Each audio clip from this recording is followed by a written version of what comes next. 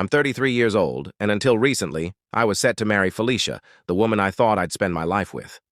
We met 6 years ago at a backyard cookout hosted by mutual friends.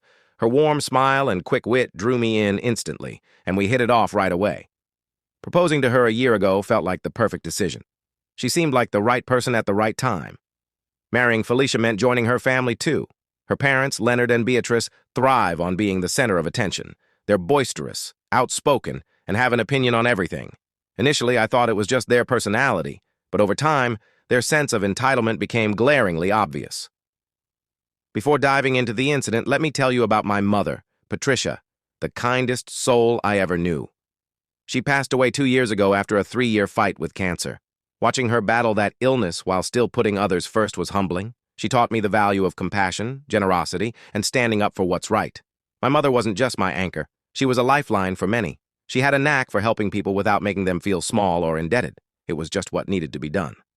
This extended to Felicia's family, who owe her more than they'll ever admit, though their words now betray that debt. When I first introduced Felicia to my mother, everything seemed fine. My mother adored Felicia and said so, and Felicia appeared kind in return. But as our relationship grew serious, subtle tensions emerged. Felicia would make offhand remarks, calling my mother overly involved or too eager to assist. It bothered me, but I brushed it off as nerves or her adjusting to our family dynamic. The truth is, my mother did so much for Felicia's family. Years ago, when their restaurant was on the brink of collapse, my mother co-signed a loan to keep them afloat. No one else would take the risk, but she believed in them. She even helped reorganize their finances and devised a plan to restore the business's profitability. It worked. The restaurant survived, and Leonard and Beatrice kept their livelihood. But her help didn't stop there. When their restaurant's industrial oven failed and they couldn't afford a replacement, my mother paid for it outright to prevent lost business. She never asked for repayment, even when she could have used the money for her own medical expenses later. That was just her nature. Then there was Felicia's older brother, Ryan, who was struggling to finish college because he couldn't cover his final semester's tuition. My mother stepped in and paid it so he could graduate. She told him, "Education is something no one can take from you."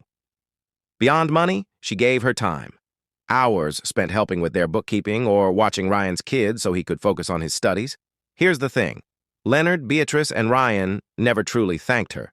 Sure, they mumbled a quick thanks in passing, but there was no real acknowledgement of her sacrifices. My mother didn't care about recognition. She just wanted to help. When she passed unexpectedly, I was devastated. She was my everything, and losing her felt like losing a part of myself. Felicia seemed supportive during my grief, or so I thought. Looking back, her efforts were minimal. She'd say things like, "You need to let go," or, "Your mom wouldn't want you wallowing." Maybe that was true, but it felt dismissive, even cold. As our wedding approached, I noticed more warning signs. Felicia grew irritated whenever I brought up my mother in wedding discussions. For instance, I wanted a small tribute to her during the ceremony, but Felicia shut it down, saying, "Won't that make people sad? Weddings are supposed to be joyful." I dropped it to avoid conflict, but these moments kept piling up. Then Leonard and Beatrice started making snide remarks, acting as if Felicia was too good for me.